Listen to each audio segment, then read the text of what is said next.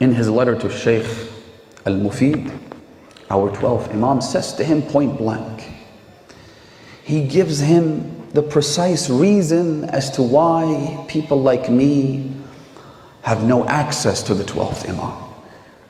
He says, وَلَوْ أَنَّ أَشْيَاعَنَا وَفَّقَهُمُ اللَّهُ لِطَاعَتِهِ على اجتماع من القلوب في الوفاء بالعهد عليهم.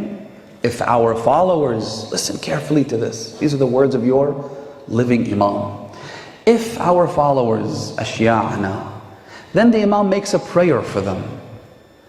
Even though he's highlighting their flaws, but he prays for us. He says, may Allah give them the support and the backing to obey God, to be in His service and obedience. If they were united in their hearts to fulfill the commitment that they made, the commitment that they made to the Imam, if they were united in that, in fulfilling it, لَمَا تَأَخَّرَ عَنْهُمُ الْيُمْنُ بِلِقَائِنَا وَلَتَعَجَّلَتْ لَهُمُ السَّعَادَةُ بِمُشَاهَدَتِنَا.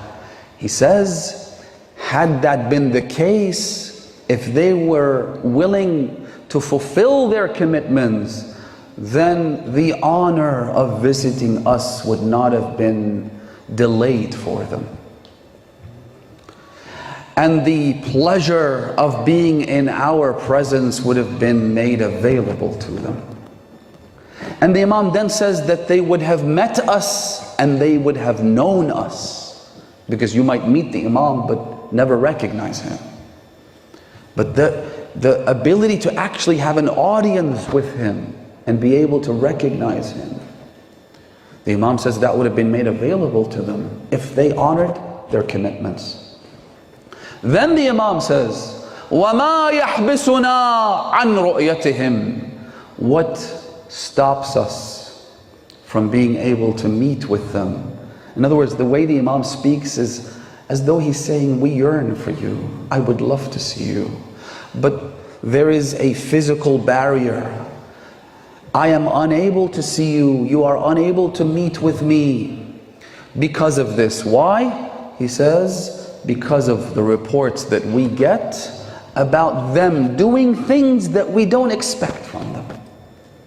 مَا نَكْرَهُهُ وَمَا لَا نُؤْثِرُهُ مِنْهُمْ.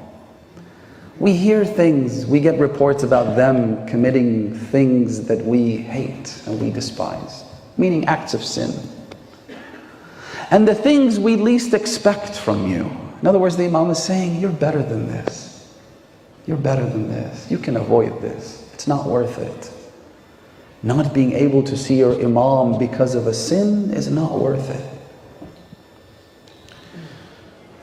Our problem, my dear brothers and sisters, according to this hadith, is exactly the problem that the Kufans suffered from. A lack of commitment. The Imam says, he says, you're not committed. You're not willing to fulfill your promise, to honor your pledge to us, which was to try and follow us. Didn't Amir al-Mu'mineen say to someone, he said, when you commit these sins, you embarrass us.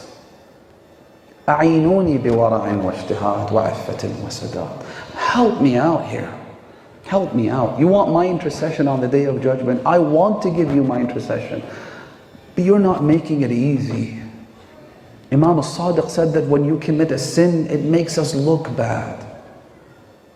Imagine that. I mean, other than the sin being a transgression against God, the fact that it brings disgrace.